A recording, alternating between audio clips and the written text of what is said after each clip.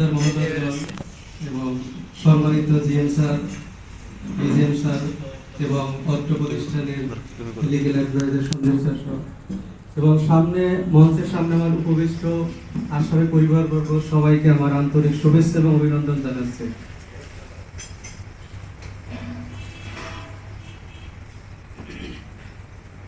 আজ 30শে ডিসেম্বর আমাদের হোটেল আশরাফি শুরু হয়েছিল 1990 সালে 1 জুলাই। আজ প্রতিষ্ঠানের 32 বছর 6 মাস অতিক্রম করলো। আমাদের হোটেলে আশ্রয় পরিবারের সঙ্গে সর্বনিম্ন আমার মনে হয় যেন 100টি পরিবারের রিজিক জড়িত।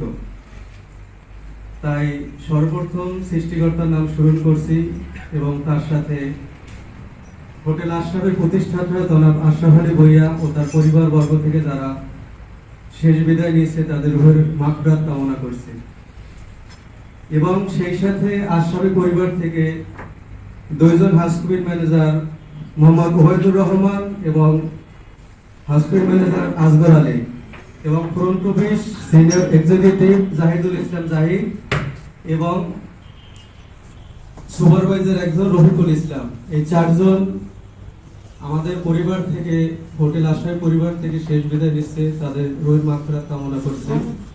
আল্লাহ